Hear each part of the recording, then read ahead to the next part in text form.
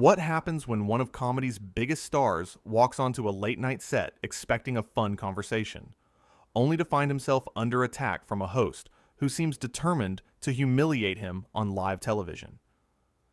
In just 40 seconds of one particular exchange, Greg Gutfeld would say something so shocking, so completely out of line, that Kevin Hart would make a decision that would leave the studio audience gasping and the cameras still rolling on an empty chair. The evening started like any other taping. Kevin Hart walked out to thunderous applause, his infectious energy filling the studio as he waved to the crowd and took his seat. He was there to promote his latest project, expecting the usual banter, some laughs, maybe a funny story or two. What he got instead was something nobody in that room was prepared for. Greg Gutfeld opened with what seemed like a standard question, asking Kevin about his recent comedy tour. Kevin launched into an enthusiastic response, talking about how amazing it felt to connect with audiences again, to see people laughing and forgetting their troubles for a couple of hours. His hands moved expressively as he spoke, his smile genuine and warm. But then Gutfeld cut him off, mid-sentence. "You know, Kevin, I've always wondered something," Gutfeld said, leaning back in his chair with a smirk that made the audience shift uncomfortably. "Do you think people laugh at your jokes, or do they just laugh at your height?" The studio went quiet. Kevin's smile faltered for just a moment before he recovered, clearly trying to keep things light. "Man, come on, we're really doing height jokes?" I thought we were past that." "I'm just saying," Gutfeld continued, his tone dripping with condescension. "It's convenient, isn't it? You can blame everything on being short. Bad joke? Oh, it's because I'm short. Movie doesn't do well? Must be the height thing. It's like your safety net." Kevin shifted in his seat, his jaw tightening. "Greg, I don't know what kind of interview you think this is, but I came here to have a good time, to talk about my work. I've been doing this for over 2 decades. My height has nothing to do with my success." The audience began to clap in support of Kevin, but Gutfeld raised his hand to quiet them. "Oh, come on. Don't be so sensitive. This is comedy, right? You dish it out all the time. Surely you can take it." "There's a difference between comedy and just being disrespectful," Kevin replied, his voice steady but firm. "I make fun of myself all the time, but there's an art to it. There's love in it. What you're doing right now, this isn't that." Gutfeld laughed, a sharp, dismissive sound. "So now you're going to lecture me about comedy? That's rich. Tell me, Kevin, how many times have you made jokes about other people? How many times have you poked fun at someone's appearance or their choices? But suddenly when it's directed at you, it's crossing a line?" Kevin took a deep breath, visibly trying to maintain his composure. "I punch up, Greg. I don't punch down. I make fun of myself. I make fun of situations. But I don't sit here and try to tear someone down just because I can. That's not comedy. That's just mean." "Oh, please," Gutfeld scoffed. "Spare me the moral superiority. You Hollywood types are all the same. You want to be edgy and push boundaries until someone pushes back, and then suddenly you're all about respect and boundaries." The tension in the studio was palpable now. Audience members whispered to each other, clearly uncomfortable with where this was going. Kevin's publicist, sitting off stage, stood up, her expression alarmed. Kevin leaned forward, his eyes locked on Gutfeld. "You know what, man? I came here as a guest. I came here with respect for you and your show. But you're not interested in having a conversation. You just want to take shots." "I'm interested in having a real conversation," Gutfeld shot back. "Not some sanitized, publicist-approved nonsense where we all pretend like everything is perfect. You make millions of dollars telling jokes, but you can't handle a little ribbing? That's pathetic." "Ribbing?" Kevin's voice rose slightly. "You're not ribbing me. You're trying to humiliate me. There's a difference, and if you can't see that, then I don't know what to tell you." Gutfeld leaned forward, his voice taking on an even more aggressive edge. "You want to know what I think? I think you've gotten so big, so successful, that you've forgotten what it's like to be challenged. Everyone around you probably tells you how great you are all day long. Well, not here. Not on my show. The audience was dead silent now. Even the cameramen seemed frozen, unsure whether to keep filming or look away. Kevin stood up slowly, removing his microphone. His movements were deliberate, controlled. You know what, Greg? You're right about one thing. I am successful. I've worked hard to get where I am.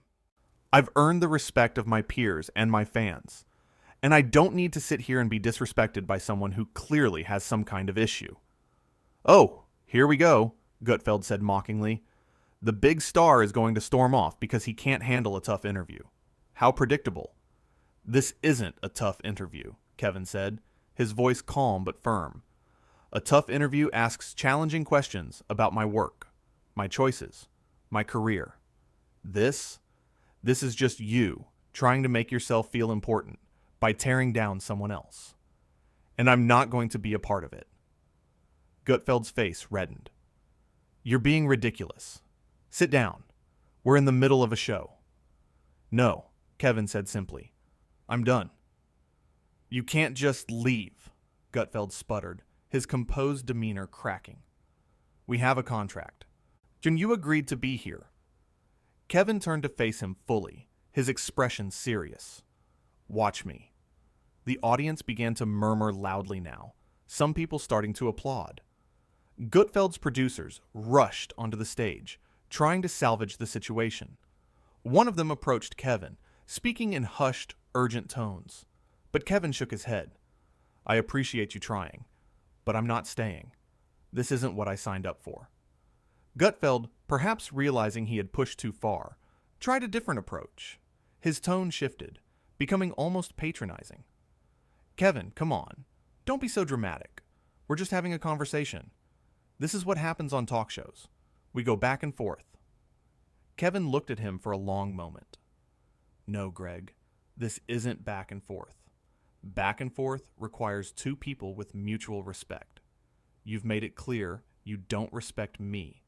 And honestly, after sitting here for the last few minutes, I don't respect what you're doing either. So that's it? Gutfeld asked, his voice rising. You're just going to run away? I'm not running away from anything, Kevin responded. I'm walking away from a situation that doesn't serve me or anyone watching. There are plenty of shows that would love to have me as a guest. Shows where the host actually knows how to conduct an interview. Gutfeld stood up now, his face flushed with anger. You think you're too good for this show? Is that it? You think you're above this? I think I deserve basic respect, Kevin said. And so does every guest who sits in that chair. But you don't seem to understand that concept.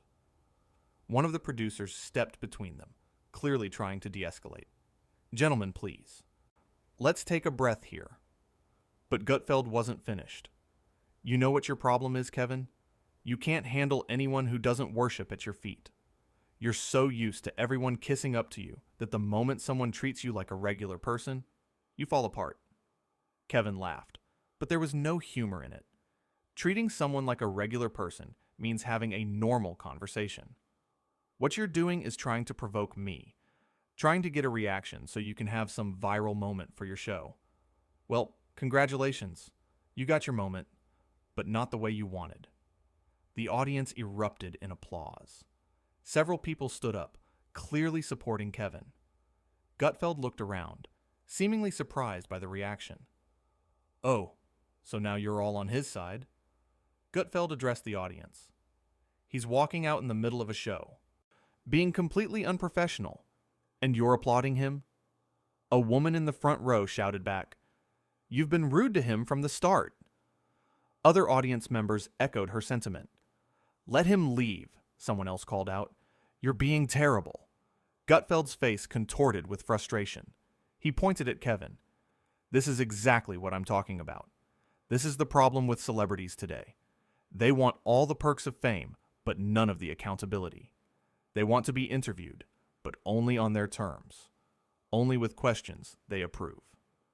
Kevin had started walking toward the exit, but he stopped and turned back. Accountability? You want to talk about accountability? How about you being accountable for the way you treat your guests? How about you being accountable for turning what should have been a fun conversation into whatever this is? I'm holding you accountable for your sensitivity, Gutfeld countered, for your inability to handle anything that isn't praise. And I'm holding you accountable for your cruelty, Kevin replied. There's a reason people love comedy, Greg. It's because at its best, it brings people together. It makes us laugh at ourselves and the world around us. But what you're doing, that's not comedy. That's just being mean-spirited and calling it entertainment. Another producer approached Gutfeld, whispering urgently in his ear. He brushed her away. No, we're finishing this conversation. There's nothing left to say, Kevin said. He looked out at the audience. I'm sorry you all had to witness this. You came here for a good time, and you deserved better than what happened here tonight. The audience applauded again, louder this time. Several people shouted words of support. We love you, Kevin. You did the right thing. Stand up for yourself. Gutfeld's voice cut through the noise. You're really going to make this about you being the victim? You're really going to play that card? Kevin turned back one last time. I'm not a victim, Greg. I'm someone who knows their worth and refuses to be disrespected. There's a difference. Maybe you should learn it. With that, Kevin walked off the stage. The cameras followed him as he moved through the wings, his publicist meeting him and putting a supportive hand on his shoulder. Behind him, the studio erupted in chaos. Some audience members were booing Gutfeld. Others were still applauding Kevin's exit. Gutfeld stood at his desk, his face a mixture of anger and disbelief. Well, Gutfeld said, his voice tight as he addressed the cameras, I guess that's the show, folks. Kevin Hart, everyone. Walking off because he couldn't handle a real conversation? But his words were drowned out by the audience's reaction. The energy in the room had completely shifted. What was supposed to be a standard late-night talk show interview had turned into something else entirely. A moment where a guest stood up for himself against a host who had crossed every line. Backstage, Kevin sat in his dressing room, his team gathered around him. You okay? His publicist asked. Kevin nodded. Yeah, I'm good. I couldn't sit there anymore. That wasn't an interview. That was an ambush. You did the right thing, another member of his team assured him. Nobody should have to sit through that. Kevin took a deep breath and let it out slowly. I've been in this business a long time. I've done hundreds of interviews. Thousands, probably. And I've dealt with tough questions, controversial topics. All of it. But that wasn't about getting to know me or challenging me on anything substantive. That was just mean. Back on the stage, Gutfeld was trying to regain control of his show, but the damage was done. The audience remained restless, many of them talking amongst themselves about what they had just witnessed. Some were already on their phones, no doubt sharing what had happened on social media. A producer finally convinced Gutfeld to cut to commercial. As soon as the cameras stopped rolling, he stormed off the stage, leaving his crew to figure out how to salvage the rest of the taping. In the hallway outside his dressing room, Kevin stood with his team, discussing their next move. He had taken off his jacket and loosened his tie, looking more relaxed now that he was away from the hostile environment of the stage. Do you want to make a statement? His publicist asked. The story is going to get out. It probably already is getting out. Kevin thought for a moment. Not right now. Let people see what happened. Let them draw their own conclusions. The truth speaks for itself. One of the show's producers, a woman named Sarah, who had always been kind to Kevin during his previous appearances on other shows, approached cautiously. Kevin, I just want to apologize. That should never have happened. That's not what any of us wanted. Kevin offered her a small smile. I appreciate that, Sarah. And I know this wasn't your fault. But I hope someone talks to him about how he treats people. Because if this is how he acts with guests, it's only a matter of time before something like this happens again. Sarah nodded, looking distressed. I've already spoken to the executive producer. They're dealing with the situation. Good, Kevin said, because nobody should have to go through what I just went through. Not for entertainment, not for ratings, not for anything. As Kevin and his team prepared to leave the building, he paused to thank the security guards and staff members he passed. Despite what had just happened, he remained gracious and professional, taking a moment to shake hands and exchange a few kind words. Outside, a small crowd had already gathered, somehow having heard about what happened inside. When Kevin emerged, they cheered. He waved, managing a genuine smile despite the tension of the evening. "You stood up for yourself," someone shouted. "That took guts," another person called out. Kevin stopped for a moment, acknowledging them. "Thank you all. I appreciate the support. Sometimes you just have to know when to walk away, you know?" The crowd cheered again. One young man stepped forward. "Can I just say, I've been a fan for years, and seeing you stand up for yourself like that meant something, man. That really meant something." Kevin shook his hand. "I appreciate that. Look, I'm all for a good joke, even at my own expense. But there's a line between joking around and just being disrespectful. And once that line gets crossed, you have to stand up for yourself." As Kevin's car pulled away from the studio, he looked back at the building one last time. Inside, Gutfeld was probably still fuming, trying to figure out how to spin what had happened. The producers were likely in damage control mode, and the audience members were filing out, already sharing their first-hand accounts of the dramatic confrontation. But Kevin felt at peace with his decision. He had walked into that studio as a professional, ready to do his job and promote his work.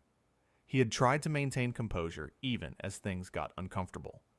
He had given Gutfeld multiple opportunities to course correct, to turn the interview into something productive. And when none of that worked, when it became clear that the host was more interested in scoring points than having a genuine conversation, Kevin had done the only thing that made sense. He had walked away. The car ride was quiet at first. Kevin's team seemed unsure of what to say, still processing what had happened. Finally, his manager spoke up. "That was intense." Kevin laughed softly. Yeah, it was. But you know what? I don't regret it. Not for a second." "Good," his publicist said firmly. "Because you shouldn't. What he did was completely out of line." Kevin looked out the window at the city passing by.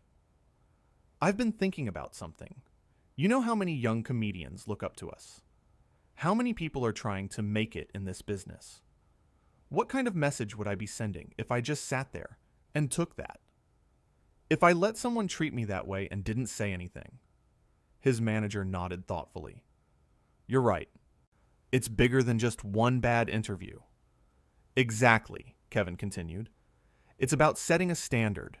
It's about showing people, especially younger performers, that you don't have to accept disrespect just because someone has a platform or because you're there to promote something. Your dignity matters more than any promotional opportunity." The conversation in the car continued as they drove through the night, Kevin and his team processing the evening's events, discussing the implications, and planning their next steps. But through it all, Kevin remained calm and confident in his decision. Back at the studio, the chaos was slowly dying down. The audience had been dismissed, many of them still talking animatedly about what they had witnessed. Gutfeld had retreated to his office, his producers trying to figure out how to address the situation in the next day's show. The crew members who had witnessed everything firsthand were divided in their reactions. Some felt Gutfeld had gone too far, that he had unnecessarily antagonized a guest who had come in good faith. Others tried to defend him, saying it was just his style, that Kevin should have known what he was getting into. But one thing was clear to everyone. This wasn't just another talk show interview gone slightly wrong.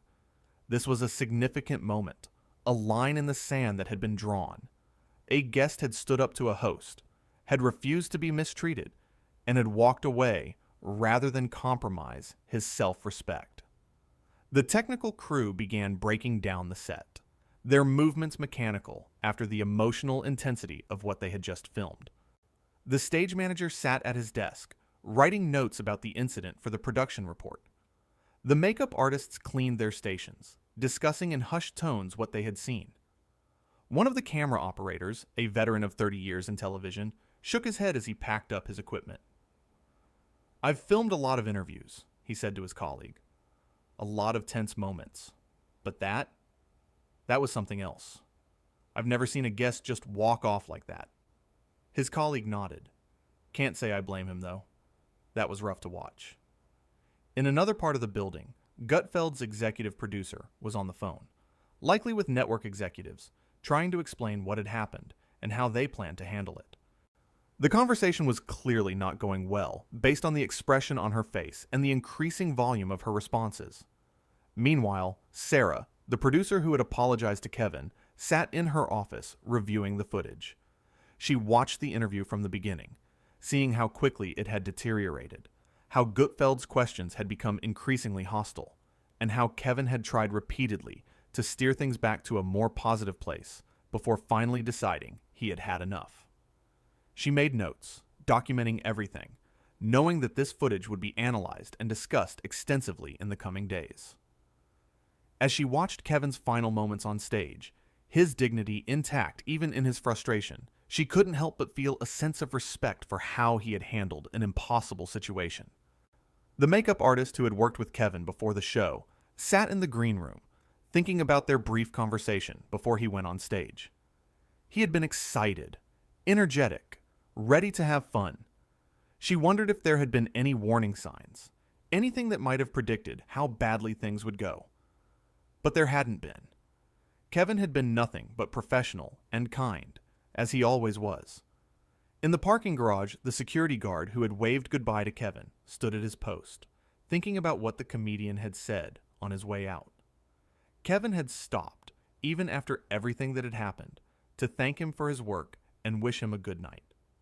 That small gesture spoke volumes about the kind of person Kevin was, especially in contrast to how he had been treated on stage.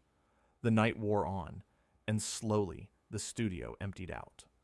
The lights were turned off one by one, leaving the stage in darkness. The chair where Kevin had sat remained empty, a silent testament to what had transpired there. In different parts of the city, the people who had been in that studio audience were arriving home, immediately telling their families and friends about what they had witnessed. Their accounts were passionate, detailed, and almost universally supportive of Kevin's decision to leave. And somewhere across town, Kevin Hart was finally getting home, tired but resolute. He had stood up for himself in a moment when many people might have simply endured the disrespect for the sake of professionalism or publicity. But Kevin had made a different choice, a harder choice, and one that he knew was right.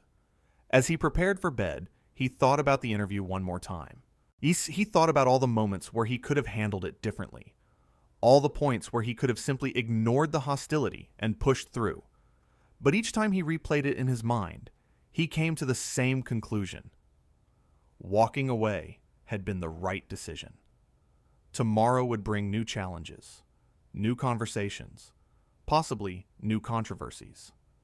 But tonight, Kevin Hart could rest, knowing that he had maintained his integrity, that he had set a boundary and enforced it, and that he had shown anyone watching that self-respect matters more than any television appearance ever could.